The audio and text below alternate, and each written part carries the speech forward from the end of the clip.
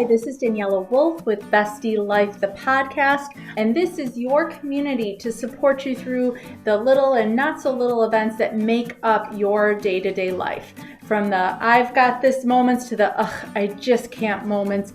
We are here to empower all women to find and develop the skills they need to find peace, balance, and the bliss in their busy.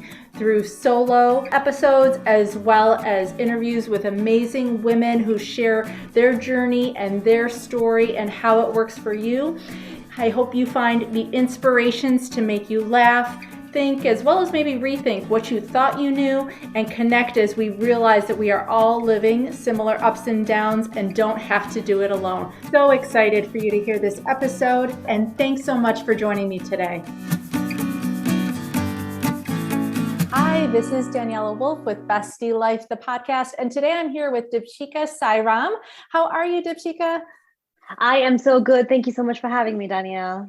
For those who don't know you, Deepshikha was a business mentor, transitioned into spiritual life coach, and I am so excited for you to hear her story. It is so inspirational and transformational, and she has so many great insights, and I don't want to steal your thunder. So if you could share a little bit about yourself professionally, personally, and your journey, I would love to have my listeners hear it. Sure. Thanks so much for giving me the opportunity, Danielle. So like you said, that I started my business about 4.5 years ago, and it's been a long ride. 4.5 years doesn't sound like a lot, but I think in the business world, it's like 400 years. Like things change so quickly. So when I started my business, I was a stay-at-home mom. I was at this point where I wanted to do something more with my life. I loved being a mom, but I didn't want to be just a mom. I wanted to have, I think my desire started because I wanted people to know me by my name and not just by, I am my kid's mom or my husband's wife or my parents' daughter. I wanted to have my own identity as well.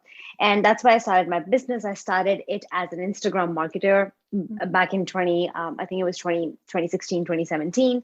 And then I very quickly transitioned into business mentorship because I realized that,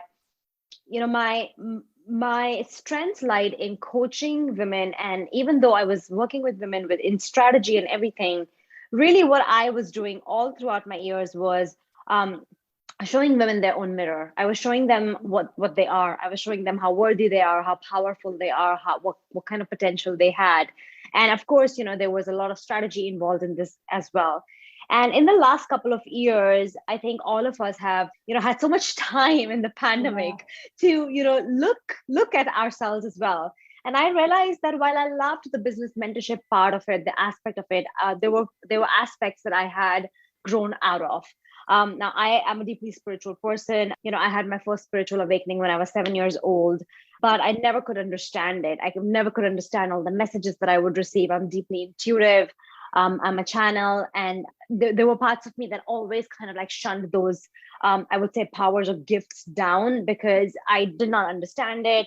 I thought that people would think I'm crazy if I told them that I hear voices and my intuition speaks to me, and I can literally look at people and get messages about them, downloads about them. So I didn't understand them. I thought that it was like there was a shame. There was a lot of shame involved in owning my own spiritual gifts. And I think in the last couple of years, there's been this huge awakening of the earth, right? A lot of us have awakened to our own gifts. A lot of us have awakened to, looking at our life and saying that, okay, what am I doing here? Who am I? Like, what kind of business do I want to create? What kind of impact do I want to create? So those big questions, which eventually we all ask ourselves at a certain age, at a certain time in our life. I'm speaking to the part that all of us already knows, but it's a part that we all have that philosophy inside of us of something bigger that's waiting for us, but not many of us are initiated into it, or we are so deeply involved in our day-to-day life, in the vicious cycle of just making ends meet and serving clients and being a mom and being a spouse and being a business owner, that we never really take time to answer those big questions. Who am I? What am I doing here? What's my purpose? Even though those questions come up. But I feel like, Danielle, there comes a time in our life, whether it is through circumstances or it is through that inner voice getting louder, or it is through a virtual breakdown in your life or relationships or finances or health or anything, where you have to confront that part to yourself. And I feel like I ignored it so much in the past so many years, over 3 decades, that it all came to a point where I was like, okay, I just need to take a moment here and identify, what is this voice? Where is this coming from? And what does it want me to do? And we all have this idea of what our future self looks like, right? We all want to be better. We all want to change. We all want to let go of the habits, let go of the emotional triggers, let go of the emotional past that we all have, and become a better person for ourselves, for our children, for our community. However, to do that, we always have to confront the aspect of ourselves that doesn't want to go there. There's always this aspect of ourselves that doesn't want to go to your future self, whether it's an addiction to an emotion, whether it is, fear or shame or guilt. And I think I had all of those. And I think that, confronting that aspect led me to this whole journey. And the journey is the journey of the unknown, where I realized that even though I loved being a business mentorship, that part was done. And my true passion and I was ignoring this part of myself, which really made me very unhappy in the end, that what I really wanted to be was a spiritual guide for people to help them see the mirror, and not just under the garb of business mentorship and business guidance and business strategy, but fully owning myself. So when I let that shame drop, when I let that fear go away, that, oh my God, what are people going to think? What is my family going to think? How am I going to make this work? It just gave me so much peace and joy, because I feel like when you truly become yourself, when you own all the gifts that you have, you cannot let yourself, your ego, your mind, the inner voices, or anyone else then talk you out of possibility.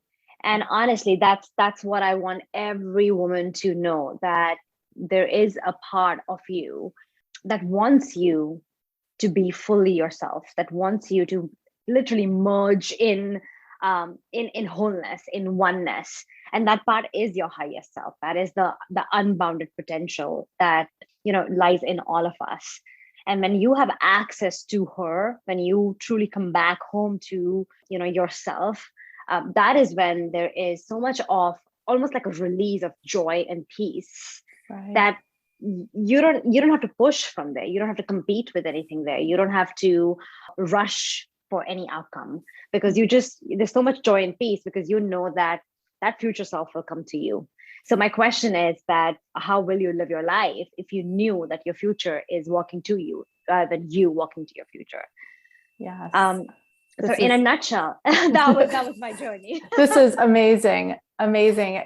I hear in everything you're saying, so many things that I hear from so many women I talk to and work with, the limitations, the roles that they feel kind of confined to, the fact that, when they become moms, they give up that sense of self and who they are, and they don't think they even deserve to take that time to reflect and explore that part of themselves for so long, whether it's because of those constraints or fears or so many things. And so I just love that you're sharing how possible and attainable, and just that permission that this is part of the journey. It's not separate from all those other things, but it's a part of it in making you your best self in those areas. Right. Absolutely. Yeah, it is totally a part of that. And I think the most important relationship that we can have is with our own self. And when our relationship with ourself becomes one and not separate, that's when our relationship with everything changes, with time, with money, with your spouse, with your girlfriends, with your kids, everything changes, but it all has to start with our relationship with ourselves first.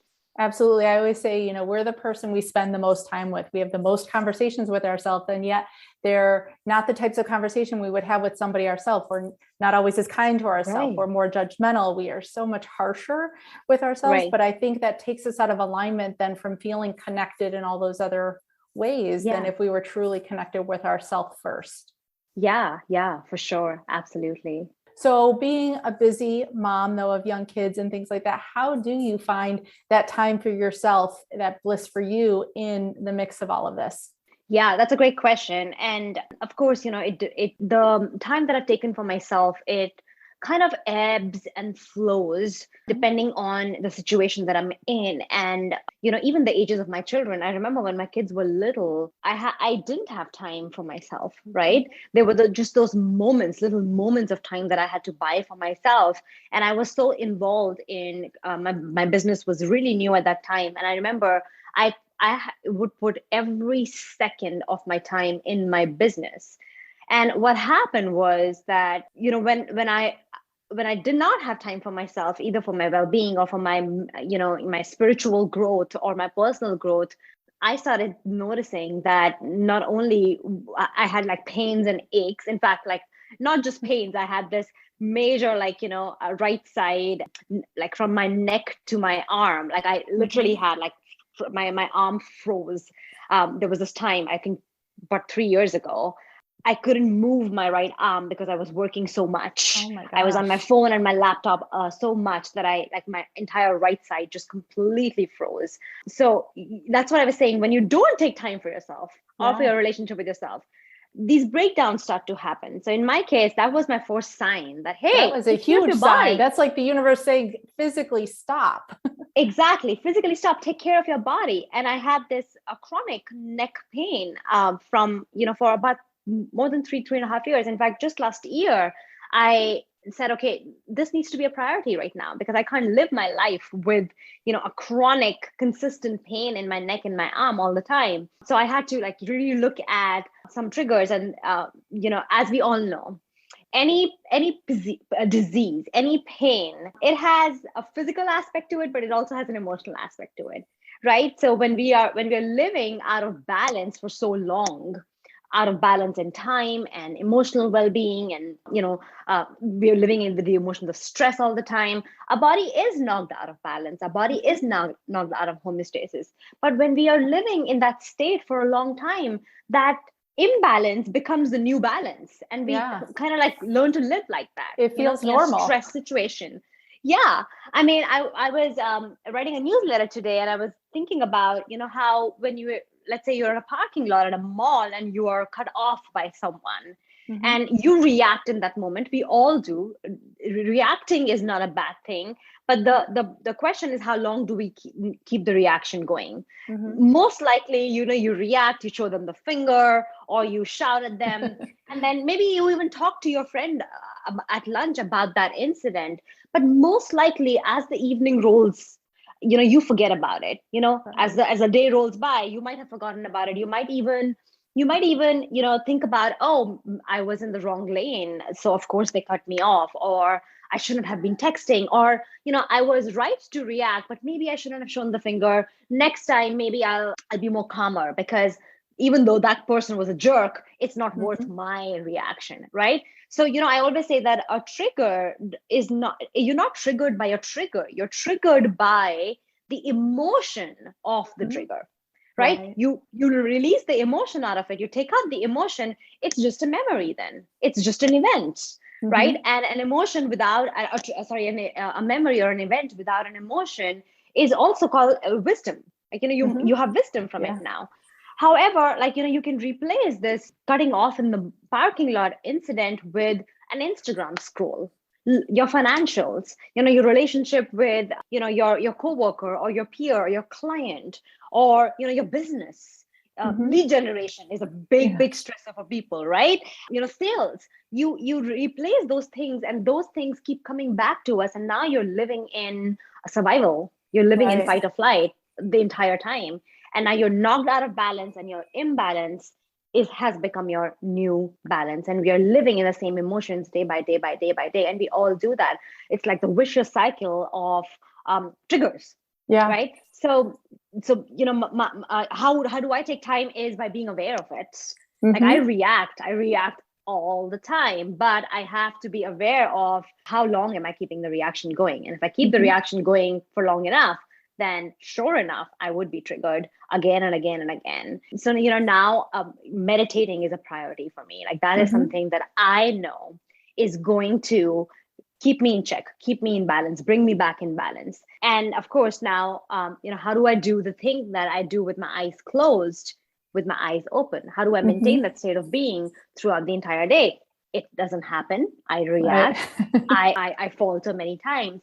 But then the question is that, do you become a part of it, or do you become aware of it and say, oh, yeah, I saw that, I did that. Now I Mhm. should stop. I need to Right. stop right now. And I love so many things that you said, definitely going back to even the fact that you talk about how it starts with pockets of time. It's not these Yeah. huge, massive things, but those little pockets built into your practice throughout the day help you to create then that awareness. You're not beating yourself up. You're giving yourself the grace and space to acknowledge your human reaction to things. Right. And taking those practices from so many things and implementing them in little ways so that you can almost have a reflective meditation and see the situation as an outsider rather than someone who's meshed up in the whole thing. That's the thing. I think we get so caught up in all of it. We're never able to take a step back for ourselves. We do it for so many other people, so many other situations, but when it comes to ourselves, we are just so in the middle of it. We're not able to have that awareness and those practices to help us through them. Yeah. And Daniel, it's a skill, right? You have to, it's like riding a bike. It is a skill that we have to practice again and again and again. And yeah, you might forget that, but then during the day, at any point of time, if you remember that, oh yeah, I did that, and that's not being loving to me, that's like keeping my reaction going, you can always choose to get out of the program. Like, I think of it as the matrix, right? We're all plugged into the matrix. You have the choice. You can always plug out of the matrix and see the truth of what you are and what the reality is. We of course live in a three-dimensional world, and there will be triggers and there will be situations, but the only thing that you can control is your reaction to it. Right. And how long the reaction will keep going. I mean, I don't know any spiritual person who doesn't react. They all react, but they shorten the refractory period of the emotional reaction. That's what they do. They don't hold on to it for days and days and days and days and days. And that's the loop, that if you can catch yourself in the loop and get out of it, you've taken the first step. Right. I love that, because that's the thing. I think people assume, oh, they've got it together. They have such inner peace. These things don't bother them, when the old quote, life is 90% what happens to you and 10% of how you react to it is so true, and you have that control and choice over the reaction part of it. And that's the part that I think that mindset shift, as far as how you think about it, how you look at it, how you internalize it, is what's so much more attainable than I think people realize. Yeah, for sure. What kind of things would you say like still stress you out then, just to kind of keep it real, like so that they see, it's not just all perfection and meditation? Oh, I mean, I'm pretty sure everything that stresses you out stresses me out as well. Like everything, like everybody who's listening, like the small things, it could be. So just for example, the other day, a couple of days ago, my husband is traveling right now, like I was sharing with you. And I had taken my dog out for a walk, and I told my kids to get ready and just stay ready, because I was going to take them for pizza for lunch. And I'm walking towards my house, and I see both my kids outside in the yard. And my first question to them was, did you lock the door behind you? And they said, yes, they did. And I said, great, because I do not have the keys. Right. Oh, geez. Right. And it was freezing. I live in New Jersey. So it was freezing over here. And I did not have my phone on me. I did not have my keys. My husband was out of the country. And it was a Sunday. So, of course I reacted at that point of time. And then, while I was reacting, and while, we called the locksmith, and I was waiting for the locksmith, I was able to catch myself. And I said, all right. And I even told my kids at that point, I was like, wait till we get inside. Like, wait till this is over. I think we've all said that. Just wait. Yeah, just wait to see what happens. And then I could catch myself now. I had a choice. I could see how this will go. It could go two ways. It could go one way. I get inside, I scream at my kids. We have a really bad day. Or the other thing is, I could turn this around, and I could have a conversation with them and see the lesson that we can learn from this, right? And that was the time I decided. I was standing on my lawn, and I tied my dog, and I just closed my eyes for a second, and I was like, all right, I know how this is going to play out. This is the time to put in the work. Right. It's very easy to put in the work when everything is amazing. It's like 6 a.m. in the morning, and you have candles lit, essential oils going, and you can meditate and you can do everything. The time to put in the work is when you're stressed, right? Yeah. So, that's when I decided, okay, I'm not going to react. And this is what it is. It's happened. What are the lessons? We went in, I had a wonderful conversation with my kids, and I asked them, I said, who do you think was at fault? My older one said, it was my fault. My younger one said, no, it was my fault. And I said, no, actually, I think it was my fault. Let's learn the lessons from here. We did a group hug. I have a process that I take my clients through. Mm-hmm. And because my kids are so surrounded by this work, I live this. I talk with them. He immediately asked me, there are 4 stages in the process. And he asked me, Mom, what is this stage? Mm-hmm. What was the stage that we were in? And so I talked to him about it, and it became a beautiful, wonderful lesson for my kids as well. Right. So, I love that, because it's definitely showing not just the work you're doing for you, but the benefit that it has for everybody else in your family. People think mindfulness, self-care, all these things, it's just for you, but it's about those moments when you're not in the practice, when you're not doing it. And this story is just such a great example, because I know I totally had those moments where I probably screamed at my kids and then regretted it afterwards. And being able to learn that pause part, I think, is so key. And I definitely want you to share that your new program, because I think it is going to be so valuable in helping so many women learn that pause part, because we've all been through those same steps, but to do it ahead rather than out of regret and guilt and those types of things is so huge. Right. And that is also a cycle. I mean, I don't want anyone to think that, oh my God, I regret this, I should have done that. It is a cycle. It's like we learn through this. I was at a meditation retreat a couple of weeks, maybe 3 weeks ago, and I had this huge transcendental moment where I had a out of body experience, and I left my body and I could see my body, and I could I reached that level of complete wholeness and oneness with everyone and everything, like even like a fly. Like I felt so much connection to it. And the first thing, I came back to my room after that meditative experience, was beautiful. It was the most beautiful and the happiest feeling that I've ever felt, without anything in my environment making it happy. It was not Marvelous Mrs. Maisel. It was not wine. It was not food. It was nothing. It was just me. It was me that was making me so happy. And the first thing that I felt, Danielle, was compassion. I felt so much compassion, not just for myself, like for this body, but for everybody, because we humans, we are spiritual beings having a human experience, and we are plopped into this 3D reality and just not given any rule book, no manual, and we are figuring this out, and we're doing the best that we can with the resources and the conditioning and the environment and the culture that we have, right? We're doing the best that we can. And I had so much compassion for me and for everyone, that this is a learning experience. This is a play field, right? So even when you have those moments when you react and then you feel regret, and I had that just this morning, I react to everything that you might react to. The laundry was not turned on, or something broke, or maybe someone cut me off, or like my business. I have the same issues as everyone else. Customer service, lead generation. My email was not working for like 3 days. Right. So everything is the same thing, but having that compassion for ourselves, that, okay, we are human beings, we're doing the best we can, but just taking that little bit of, a pause. Yeah. Right. That time to say that, okay, I see this can go either way. What do I choose to be? Because otherwise you are in the matrix, and you become the part of the program. We feel that we have control over our life, but it's our triggers that have control over us. Right. And how do you take control? Is you step back and you say that, okay, I see this is going to go this way, but I choose not to. Right. And that choice is so powerful. And that is like step 1 to that wholeness, to that accessing the higher self of ours. And that's part of then your new 9-week program, right? That you teach women? Yes. So I have this framework that Danielle it was downloaded. Like I downloaded it from up above, but so from the universe and from my guides, but also I've lived this framework intensely all my life. And people will recognize themselves in it, but especially in the past year or so, I feel like I lived it. And I was like, oh, now I see, now that I've crossed the path, now I see what this is all about.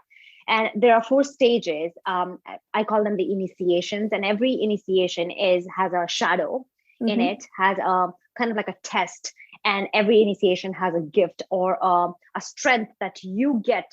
So I look at this as a game. Like, you pass each level, and with every level you get the superpower, this gift. Yeah. The first one is the water initiation, and this is the stage where you are being invited to get over your emotional self, right? All the emotions that keep you stuck: fear, shame, guilt, unworthiness. So the shadow here is that you have to face those emotions. You have to face your past, present reality.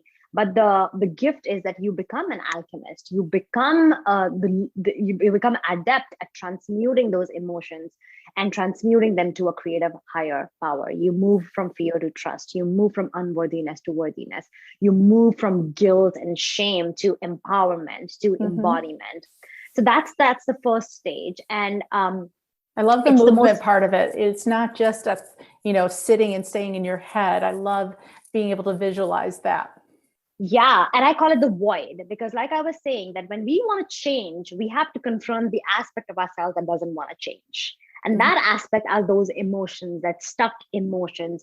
I also do, I also relate it with our energy centers, the chakras, and the emotion, these dense survival based emotions are stuck in our lower 2 chakras, the root chakra and the sacral chakra. And that's where all the shame lies, and that's where all the guilt lies, and that's where all the fear lies. What we're really doing is we're taking those emotions, we're milking them, and we are turning them into creative power. We are moving them up above, because those centers are very useful. They ground us. They are survival. They give us our power. However, most of us are not using the power that is in the center. We are only being driven by the emotions of the past, the emotions of fear, the emotions of guilt and unworthiness. Right. So we are moving them up above. So I call it the void, because this is the unknown place. This is the unknown area. You don't know what's going to happen next. It's fear. It's basically, that's what it is, right? Because, when people start the process of change, they have to stop doing what they were doing, right? They have to stop feeling the fear. They have to stop feeling the shame. And when they do not do that, then you step into the unknown.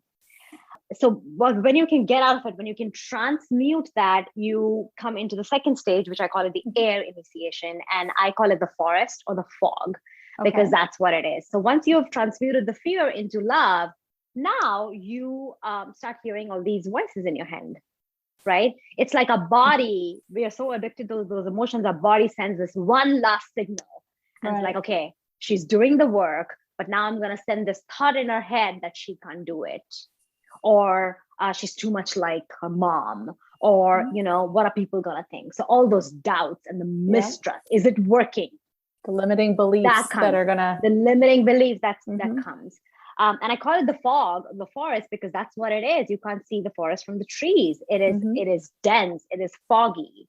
And usually we trust our senses, right? To walk out of a place, like we'll see, touch, smell, feel. However, your senses won't work here, because it is so dense, it's so foggy. It is scary too.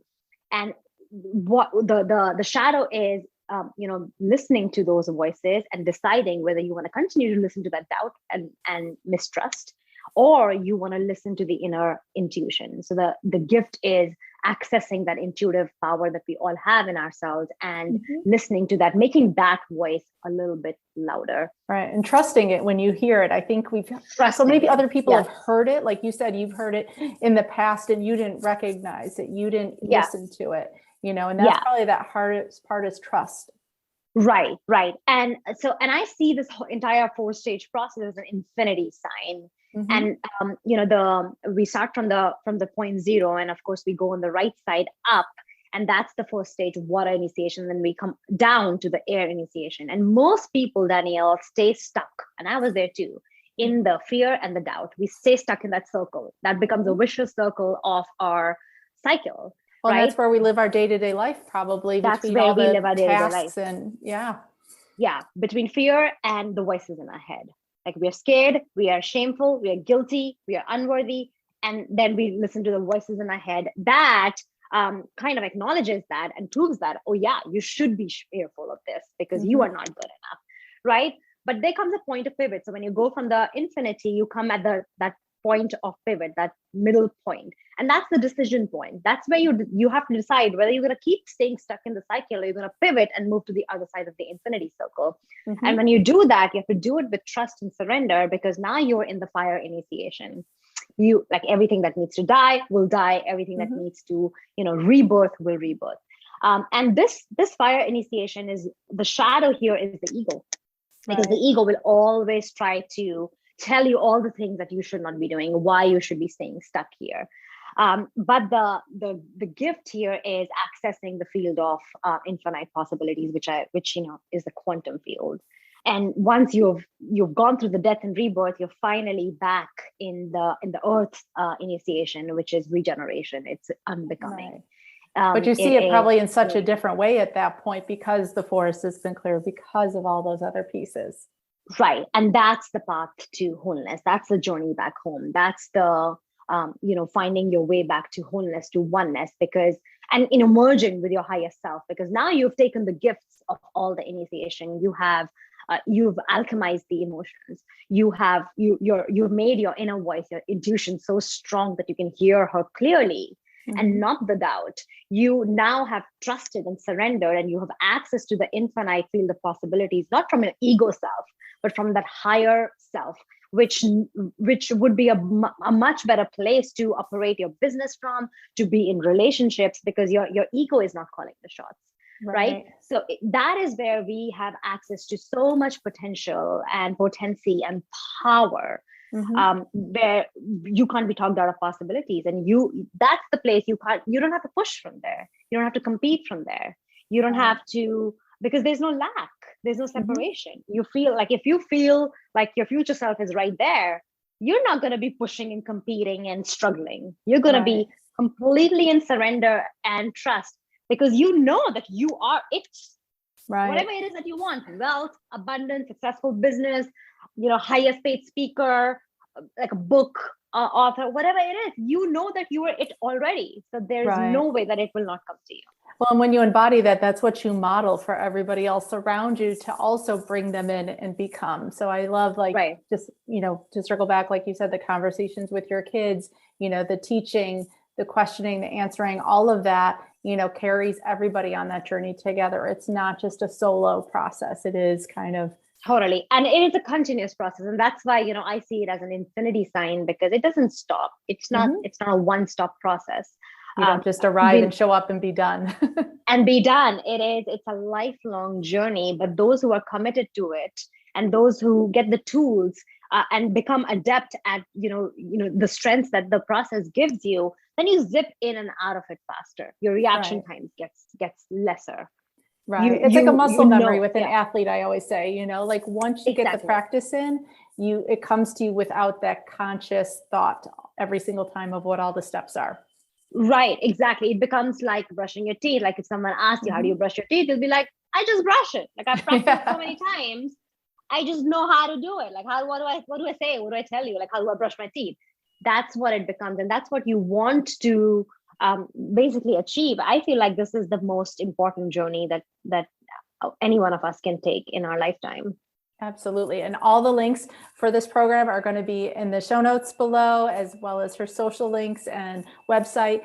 Just to kind of finish off, I always feel like gratitude is such a big part of self-care. It's one of the things I think we all need to focus on, is our self-care, because it helps us give back to everybody else. What would you say are kind of the top 2 or 3 things you're the most grateful for? Oh my God, everything. I have this practice. I realized that every day I would get up, my first thought, and that probably is with everybody, was all the things that were not great in my life right now. Like, I would like get up and like almost look for that feeling. Oh, what's going wrong? What's not happening? Oh, I found it. Now I feel better. So I kind of replace that with, just to shun that out, like replace that with all the things I am grateful for in the morning. So I mean, everything: my kids, my husband, my business, my clients, my house, my pet. Like, I think when you start living in gratitude, then even like a glass of water, even like everything, you can be grateful. Like, I was lying down in my bed last night, and I was like, oh, I wanna think about like 10 things that I love about my bed. And I landed at 15 eventually, because Wow. once you start that cycle, you cannot stop, right? Right. Gratitude is such a positive emotion. It's infectious. It catches on. Right? Mm-hmm. When you start, you can think of like 1,000 things that you would be grateful for. Right. And I like that it doesn't have to be huge. They are not those big moments. And it kind of causes a mindfulness practice without even thinking you're consciously doing that, from a sensory standpoint. And it's so obtainable and tangible to do these steps. So if you are looking for any way to start a gratitude practice, like Deepshikha said, lay in your bed and what do you notice? What are you grateful for just for that moment in your bed? And what can you be thankful for, and you will come up with an endless list. So I love that. Yeah. So thank you so much for joining us today, Deepshikha. Please reach out to her, check out this program. I mean, I think we all could benefit from these life journeys and transformations, and it helps so many other things. So thank you again, and I will look forward to talking with you soon. My pleasure. Thank you so much for having me, Danielle. Thanks so much again for joining me today. I hope you enjoyed this episode. Please let me know any questions or comments that you have. Also, if you can please leave an Apple 5-star review so that this episode can be shared with more women. There's 2 quotes that I love. Alone we may be strong, but together we are stronger, as well as when women support each other, incredible things happen. So let's be stronger and incredible together, as well as maybe just have some fun along the way. Thanks so much and talk to you soon. Bye.